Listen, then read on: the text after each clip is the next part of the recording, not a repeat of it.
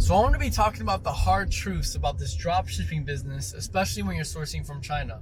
Because I've been getting a lot of messages from some of the people reaching out to me, and I just got to make this clear before you even consider starting this. This kind of business is very cutthroat, and it's not always rainbows and unicorns. I often get asked, I want the cheapest and the fastest shipping possible. The cheapest and the fastest. Well, unfortunately, you can't have your cake and eat it too. If you want fast shipping, you're going to have to pay more money. If you want cheap shipping, you're going to have to be flexible with how long it takes to get to this found destination. I've had people ask me for all these services they want. They want warehousing, they want fulfillment services, they want inspection services, which can be done. But when they look at the pricing, they're like, whoa, that's too expensive. And I'm like, bro, then don't select these kinds of services. Just take the risk and use a standard courier. Like, the cheapest form of shipping is like ePacket. If you can get ePacket with an account with China Post, there you go. There's the cheapest shipping. But don't expect any other services. And if the product takes forever to get there, too bad on you. And if the product gets lost and you didn't buy insurance, too bad on you. Now, I have worked with companies, and I'm still working with other companies that do offer these services. They're very professional, and they will do the fulfillment services. They will easily export your goods. They will store your goods for up to 6 months. But you got to pay extra. Like, they have a staff. They got to maintain the staff. They can't just go to the cheapest bare bone price because they won't be in business. If they were to do the bare bone price, like, they would make like less than $1, maybe 50 cents per package. So you can just imagine the volume that's needed to keep that business running. So let me share you 2 stories on how some of my subscribers and people that have reached out to me, they experienced the concept of you get what you pay for. So the first person actually didn't take that much of a risk. They actually used the professional services that they paid extra money so that they can ship them overseas. And what they do is that they do inspections, they can consolidate your goods into one package, etc. Well, they were doing business with this person they found on a Reddit group. And they were doing these transactions in not official manner. Like, they don't buy on Taobao or on other sourcing platforms, but instead it was like, hey, let me send you the money directly on PayPal. And apparently this person, the supplier, had a really good reputation that they couldn't damage. Lo and behold, this person reached out to me. He's like, hey, I'm communicating with the warehouse company you recommended, and I can't understand what they're saying. It's all in Chinese. Even though they have WeChat Translate, I guess they were having trouble communicating. So I'm like, okay, let me figure out what the situation is. Give me your member ID number, and I'll go ahead and talk to them for you, see what's going on. Well, it turns out that supplier, yeah, they ship the goods on the books. They ship the goods, and you can see the tracking number and everything. But when the goods arrived at the warehouse, they were empty packages. And noted, this person spent close to $1,000 for these goods. Don't know why you would spend that much on a supplier you just met online. I would always recommend trying with a little bit.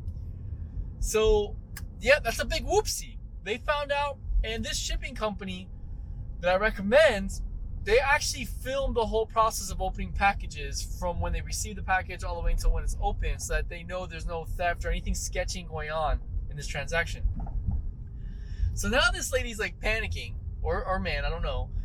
And I'm like, look, now you know at least that it hasn't left China, and you found out during the time period that you can fight this case, because you can actually make a report in there's a hotline you can do in China, make a report, especially if it's dealing with consumer issues. And I went ahead and explained the situation to her, and she was able to solve that problem. That was all because she spent a couple extra dollars for the service. Now you can imagine how bad that would have been if this person waited until the product or the empty bags arrived to the country destination. Let's say if like the customer or the supplier was like, hey, I'll return the goods, give you a refund, but you got to do XYZ. You got to ship the goods back to my warehouse in China. Ain't nobody got time or the money for that. So that's story number one, and it was kind of a happy ending. Now let's go into story number two, not so happy ending. This person bought from a supplier on 168 who had okay views, nothing stellar, nothing crazy. And it was maybe like $100 worth of stuff, not that much. And they decided just to go straight through it. So like to ship it straight overseas to the freight forwarder. Freight forwarder doesn't even look at the contents inside, and it goes straight to the final destination. Well, lo and behold, it gets to the final destination, and half of the items are missing. Now, there could be many reasons for this. Maybe the supplier did send everything you're supposed to send, and during transit, people were like, let me take some items for my profit. You know, some corrupt people out there. Or the supplier could have known that this is being shipped overseas, and they want to take advantage of the moment and just ship, half the products. We won't know the true reason. But by the time the person received the goods, it was way too late. Because if you buy on domestic platforms, you have like 5 to 7 days to return the products with no questions asked. But it didn't happen in this case. So this person ended up losing like a couple $100. All because they didn't want to spend extra, maybe $10 to save them a couple $100 in the situation. So let me ask you this question. What situation would you rather be in? Would you rather have ease of mind that your products are actually on the way to its final destination and that they're all there according to what was marketed to you when you bought the product? Or would you rather wait until it arrives at your doorstep and worst case empty boxes, but maybe it's just not the product you hope for based on what was marketed, and you really can't do anything about it? Because I actually reached out to the supplier. I'm like, look, let's work out a deal. Like, we don't know what happened, but let's work out a deal. I was like, yeah, sure. Ship me the goods to my warehouse. When I get the goods back, I'll give you a full refund. Well, this person knew we couldn't do that because the products were already overseas. So consider this a lesson learned. Like, you're going to get what you pay for, especially when it comes to the service. If you want the absolute cheapest and you're okay with huge volume, like you have huge volume and you have enough profits to cover any of the oopsies that happen or any of the fraud that might happen, okay, do that. But if you're just getting started, it just takes one of those situations to quit and give up. And if you're just getting started, you should probably invest that extra bit to get familiar with the systems and be calm knowing that all your products are going to make it to its final destination as advertised on the platform you bought it from. If you're just watching this and you don't know who I am, I'm Michael. I've been living in Guangzhou for about 3 years, and I've been getting into the sourcing business. I actually have a sourcing platform that you can check out in the description below, and the content I put out is to help you guys source for your business, and particularly from China, so that it can either be for e-commerce or your retail shop. So if any of this kind of content is valuable to you, go ahead and hit that subscribe button to get weekly videos on these kinds of situations. And you can help a brother out by smashing that like button, because it tells YouTube that people like this video and it will push this video to other people that are in need. So now let's talk about another hard truth. So the first one is you get what you pay for with the shipping. The second one I'm going to talk about is don't fall for the pricing trap. Too many people get too attracted. They get too romantic when they see the pricing of the products on platforms like Pinduoduo, because they're dirt cheap. I'm not gonna lie to you, like, they're dirt cheap. You can find wireless headphones for like $2 to $3, and they actually work. But what you don't get into account is the shipping costs or any other extra costs associated with that, like imports. If you don't know the regulations of your country, like let's say Europe has pretty strict regulations when it comes to importing. If your goods are declared over a certain amount of value, you got to pay a percentage for import tax. If you don't know this stuff and you don't try it beforehand, you're going to incur lots of costs that you didn't realize you're going to incur. So yeah, the initial price tag may have been $2, but when it gets to your final destination, it may end up being a whopping $25. And let's say you posted this product for $20 on your website. So now you got a -5 loss. The point I'm making here is that don't get too attracted to the price of the product, but instead get the whole journey first. Get the price of the whole journey before you even consider selling this platform on an e-commerce store, Shopify, WooCommerce, whatever, on Amazon. and do the math. Like, it's not that hard. There are tools to figure out the whole cost. I will actually put a link in the description down below if you want to know the estimated cost of shipping, so that you know that beforehand. You just need to know the weight, the approximate weight and dimensions of the product, and it will give you pretty accurate understanding what the shipping is. And you always want to add margin for oopsies.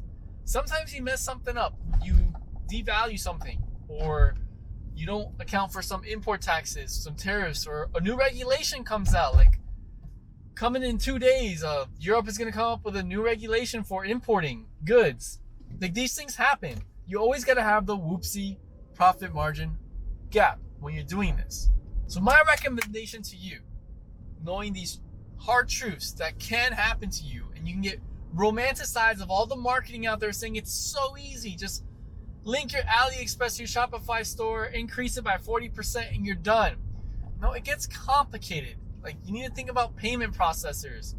How are you going to transfer the money to your bank account? How are you going to pay the Chinese suppliers?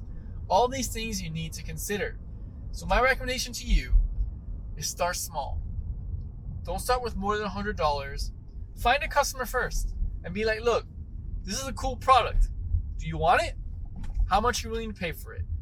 You know the information already. You already know that, let's say these wireless headphones, the total journey cost is maybe $15 to get to your doorstep. And now you already have a customer.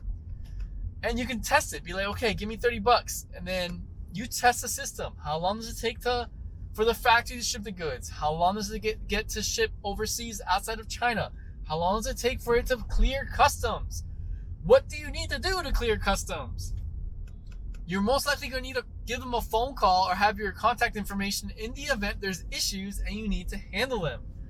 If you're selling, I wouldn't say contraband, but if you're selling like branded items, you're going to run into problems. Like, customs does this for a living. They're not going to just let it go unless it's like a really underdeveloped customs process, which I highly doubt in the big countries. In the big countries that this e-commerce business is fruitful in. Once you get the hang of it with that small pack, with that small order, maybe $100 or less, then you can consider leveling up your business. Take it a step at a time. Get your little victories. If you want to have custom packaging, all in your local language, with custom barcodes of the product, you can do that. But it's going to take time and it's going to be a little bit of a learning curve. You can go as far as having your complete, entire clothing brand. You can even invent your own product if you know how to talk to the right suppliers and to label it correctly, either with white labeling or you buy the labels and then you put it all together. It's all possible to do that, but you have to go through the foundations first before you get into all that romantic ideas of how your business can be in the future. So if you actually want to take the sourcing business to the next level, I highly recommend you take your time to watch this video about how to avoid scams in China. Look, scams happen everywhere, okay? But I've had experience with how they happen in China. And in that video, you'll know how to find reliable suppliers and to check if they're a real company or if they're just putting a fake company number trying to screw you over. So protect yourself, get better educated, and together, let's make sourcing easy.